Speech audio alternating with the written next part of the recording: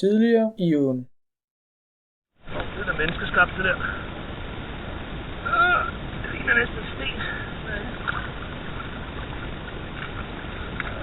Harald! Det er vist pistolhylster der. Der er sgu en pistol i, ja. Kan lige lirkes ud. Den er sikret. Sikringen sidder her. Og jeg ved ikke, om den er lat, så jeg lader den lige pege ind mod bilen. Når vi samler affald i åen, dukker der ofte spændende ting op, da åen løber gennem en over 1000 år gammel by. I sommer fandt vi blandt andet en historisk interessant pistol, som politiet gav os lov at beholde, da vi har tilladelse til den, og fordi den har ligget så længe i åen, at den næppe vil kunne komme til at skyde igen.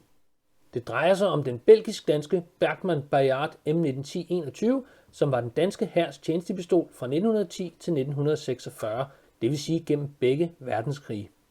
Udover det er en af de tidligste automatpistoler, så er den også lidt speciel, fordi Danmark i 20'erne selv fremstillede et antal af dem, da den belgiske fabrik blev taget af tyskerne under 1. verdenskrig og stoppede med at producere efter krigen.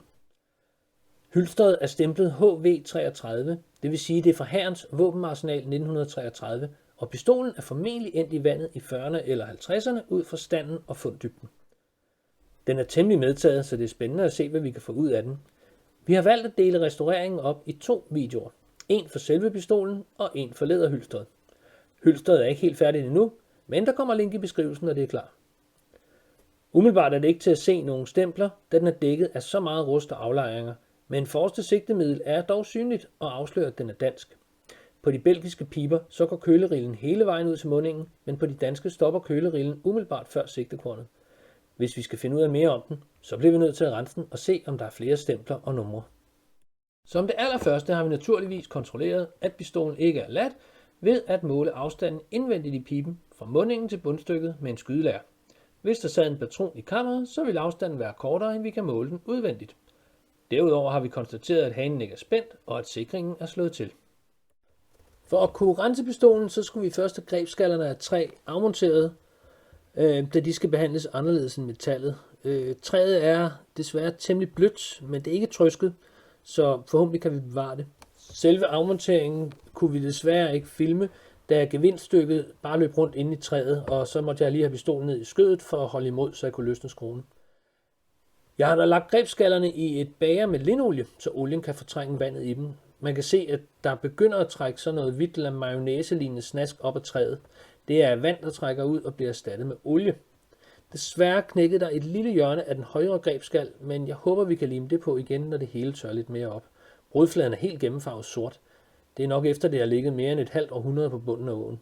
Skruen, der holder grebskallerne sammen, er i øvrigt i fin stand og drejer godt rundt, så den skal nok bare renses, og så kan den blive monteret igen. Så har jeg også fået rensestokken fri af hylstret, og man kan tydeligt se, at den er siddet ubeskyttet. Der er ikke meget tilbage af den, men den er i olie nu, og den bliver kogt sammen med pistolen. Bag grebskallerne, der kan vi se den S-formede slagfjeder. Den er desværre knækket, men begge halvdele er herinde. Den burde have set sådan her ud. Metallet er helt sort og medtaget, men det er ikke specielt tæret herinde. Nu hvor den har ligget i olieterpentinblandingen i nogle dage, har en del af den blødere rust løsnet sig tilstrækkeligt til, at vi kan prikke det forsigtigt af med en nål og en skruetrækker. Vi skraber ikke i det, men lægger sådan lidt vægt på værktøjet, og så ser vi, om ikke der springer skaller af. Efter at have løsnet det blødeste rust, er der nu begyndt at dukke lidt stempler op. Forrest på højre side af låsestolen kan vi se belgiske pryktrøvningsstempler, så den er i hvert fald produceret i Belgien og ikke i Danmark. Og herinde bag ved mine tommelfingre, så skulle gerne stå det danske våbennummer, men rusten er stadig for hård til at tør løsne den. På den anden side af pistolen er der også stempler. Der står Breveté SODG, og det ved jeg ikke helt, hvad det står for, men det er i hvert fald et af de fabriksstempler, der skal være på den belgiske model. Længere nede af låsestolen er den ret skadet af tæring, men man kan godt se, at der er resterne af stemplet Ancien Établissement Piper, Erstal Liège, Bergmanns patent.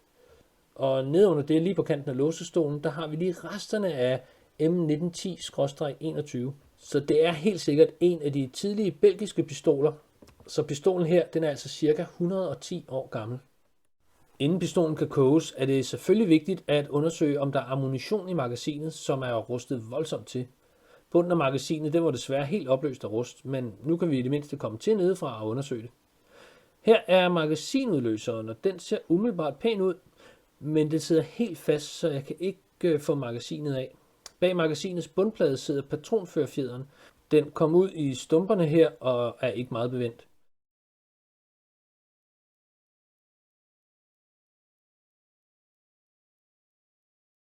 Bag den kan vi nu se bundstykket, så pistolen den er altså helt tom for ammunition.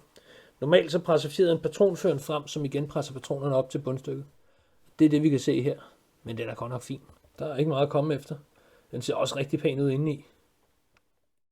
Så nu er jeg sikker på, at der ikke er noget ammunition i den, og det er ren metal, så nu er den klar til kogning. Indtil videre så kan vi jo konstatere, at den er noget medtaget, især det bagerste stykke, som er stukket ud af hylstret, og også på venstre side, og det er vist mærkeligt nok den side, der har ligget tættest ind mod læderhylstret, så måske er der noget garvesyre i læderet, som har accelereret tæringen. Det ved jeg faktisk ikke. Vi besluttede os for kogning, da det er en af de mest skånsomme måder at fjerne rust. Elektrolyse var også på bordet, men det er vores erfaring, at når man har med tykke rustklumper at gøre, har strømmen svært ved at trænge igennem. Og desuden så fjernes rusten kun på overflader, hvor der er en synslinje til offermetallet, og det gør det sværere at rense mere komplekse former, som f.eks. en pistol. Lige her har siddet en lille nitte, og den er speciel for de danske pistoler, for den passer til den bue, som er fræset ind i låsestykket her. Herren erfarer nemlig, at når man samlede pistolen under pres, så var det for let at komme til at vende låsestykket forkert, så derfor fik de fremstillet pistolen med sådan en lille nitte og en udfræsning i låsestykket, så det kun kunne sidde i, hvis det vendte rigtigt. Nitten er desværre tæret væk, men man kan se sporene fra den stadigvæk. Nå, nu må jeg hellere komme den til kogning, inden jeg kommer til at tage for hårdt fat og ødelægger noget. Det er bedst at koge i mineralfattigt vand, men desværre har vi ikke noget distilleret vand, så derfor bruger vi noget, som vi har kogt i en elkedel allerede. Så er det udfældet en del af mineralerne i elkedlen. Nu koger vandet. Så ned med pistolen.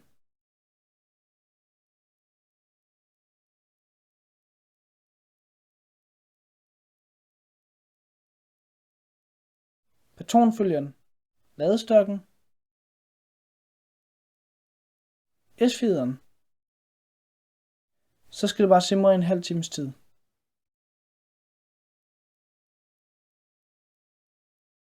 Så har det kogt godt en halv time, så nu skal vi have det op igen. Der var en del lindolie inde i den, så derfor lugter det ikke så godt i køkkenet. Så tager vi pistolen op, patronfølger og rensestok, og til sidst S-fjederen. Den ser noget mat og lidt hvid ud. Det er nok fordi vi ikke brugte demineraliseret vand. Den er også helt tør for olie nu. Nu bliver det spændende at se om vi kan få mere rust af. Rusten sidder meget løsere nu og kan tages af i store flager. Nogle steder kommer der også lidt stålflager af, men det sidder desværre allerede løst. Der dukker også flere stempler op. Lige nu håber vi på, at vi kan få fjernet så meget rust, at vi kan få den skilt ad. Så kan vi komme til at se det indvendige. Sigtekornet burde have et stempel på venstre side, men det er der ikke. Det kunne indikere, at netop denne pistol måske er en af de ca. 50 eksemplarer, som modstandsbevægelsen samlede reservedele, som de havde erobret fra tyskerne under en væbnet aktion mod hærens våbenarsenal i januar 45. En anden mulighed er, at det er en af de originale 4.840 pistoler, som den danske hær købte i 1910, og som i 20'erne blev ombygget til modellen 1910-21. Der findes en række videoer om den her pistol på YouTube, og jeg kan især anbefale Forgotten Weapons videoer om den. Den har tilsyneladende en ganske særlig plads i verden i ens hjerte. Jeg lægger et link i beskrivelsen. Der skal bruges et lille specialværktøj til at løsne skruen til aftrækkermekanismen. Skruen sidder sikkert godt fast, så værktøjet skal passe ordentligt. Og giv lidt penetrationsolie for at løsne rusten omkring skruen. Specielt værktøjet har vi lavet af en fladkædet bit, hvor vi har filet den til. Så håber vi det går.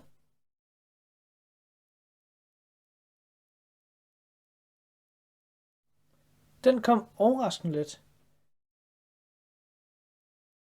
Broneringen er ovenikøbet rigtig pæn indeni. Så skal dækpladen løsnes. Der skal bare lige renses rundt om den, så den ikke sidder fast i rust. Vi venter lige lidt med at tage den af og rense videre på ydersiden. Nu må den være tilladt at arbejde med. Vi prøver forsigtigt at vride i den forskellige vinkler, indtil den kommer fri.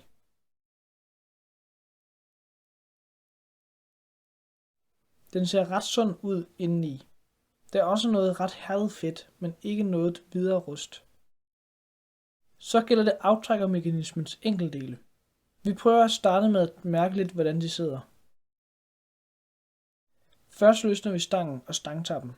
De sidder ret godt fast. Så prøver vi at motionere det forsigtigt.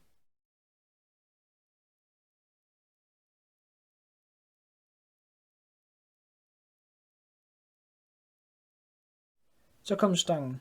Den ser ret godt ud. Der er også våbennummer i. Det bør der være i alle enkeltdelene. Både hane og aftrækker sidder også ret godt fast, så vi må løsne lidt mere.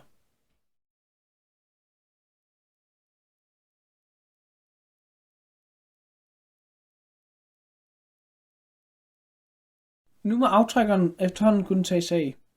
Hold op en masse aflejringer. Så er det hanen. Den sidder ret godt fast, den er rustet sammen med bundstykket.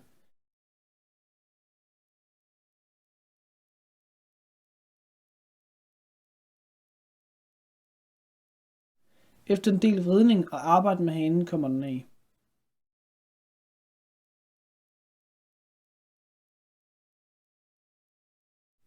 Der knækkede sikringsarmen desværre.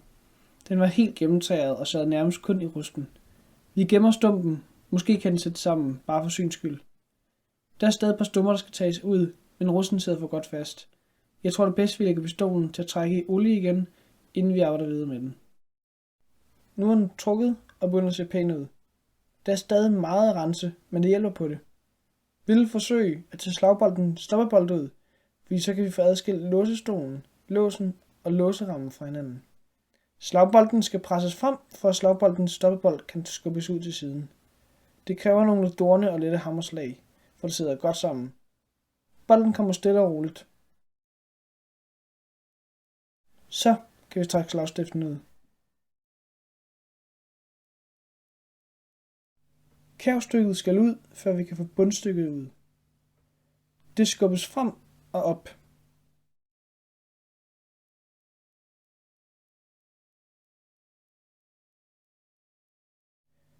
Så kan lukkefjederen trækkes ud.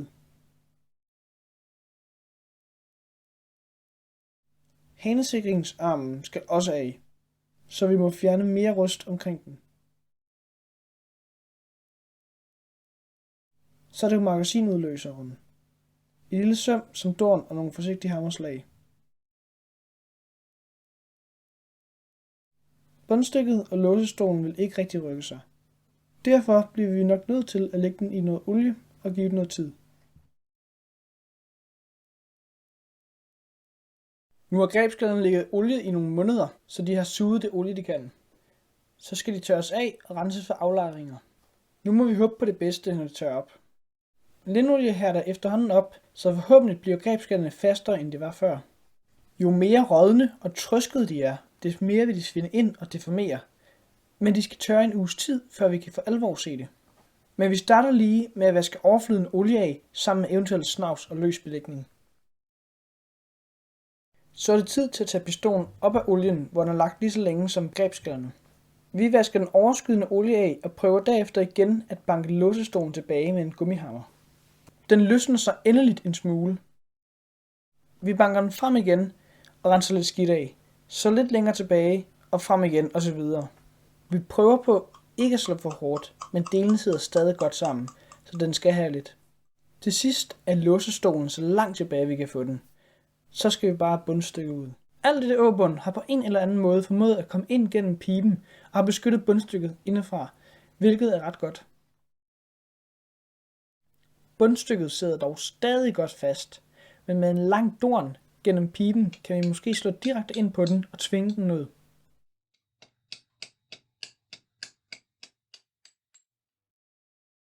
Så er bundstykket ude. Det ser faktisk ret pænt ud. Beskidt, men ikke tæret. Næste skridt er at få trukket låsestykket ud og trække låsestolen fri af låserammen. Resterne af magasinet sidder dog stadig godt fast og blokerer for afmontering af låsestolen, så det skal bankes ud, nu når vi kan komme til ovenfra. Den sidder dog stadig godt fast, men det lykkes.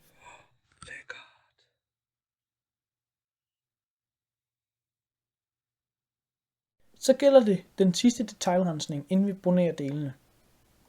Efter rensning indsmøres delene i et tyndt lag syrefri olie, indtil de skal broneres, for de ikke skal ruste inden. Grebskallerne får også den sidste tur, så de er klar til monteringen. Så blev alle delene renset færdige, så nu er det tid til broneringen.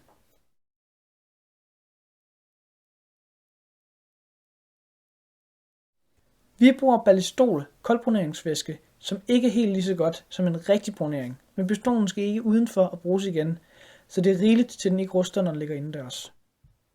Først affætter vi delen i acetone for at blotlægge metallet. Vi skulle nok have brugt rensebenzin eller bremserens, men det havde vi ikke lige liggende. Effekten er alligevel ret tydelig og ensartet på de blanke dele, og resultatet begynder at se ret flot ud. Det synes vi i hvert fald selv. Så er alle delene broneret og indsmurt i olie. Nu kommer det spændende punkt. Vi skal nemlig samle pistolen igen. Først aftrækkermekanismen. Stangfjederen er allerede monteret, så vi kan gå direkte til. Aftrækkersikringen sættes tilbage, og bolten skrues i. Dernæst selve aftrækkeren med dele. Så stangen og stangtappen. Til sidst hanen.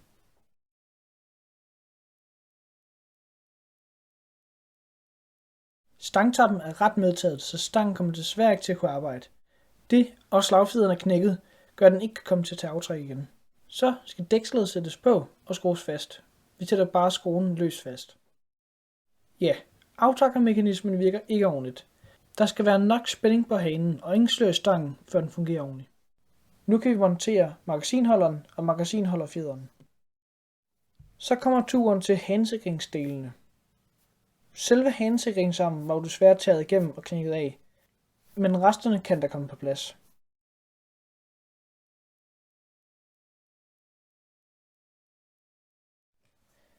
Så er smådelene samlet og grebskallerne sat på.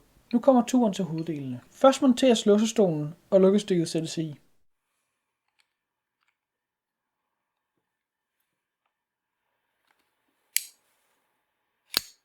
Lukkestolen trækkes helt tilbage og bundstykket glides ind. Lukkefjederen fødes ind i bundstykket og trykkes godt ind med bagsiden af slagbolten.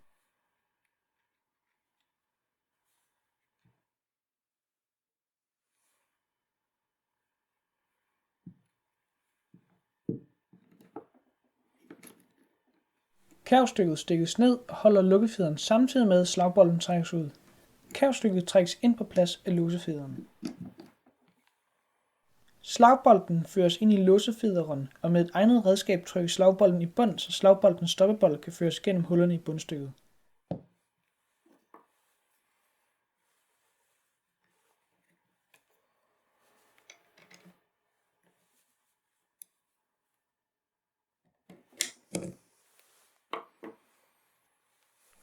Og endelig står den færdig. Der kan tages sladegreb, men aftrækkermekanismen virker fortsat ikke, da vi har valgt at holde den så original som muligt.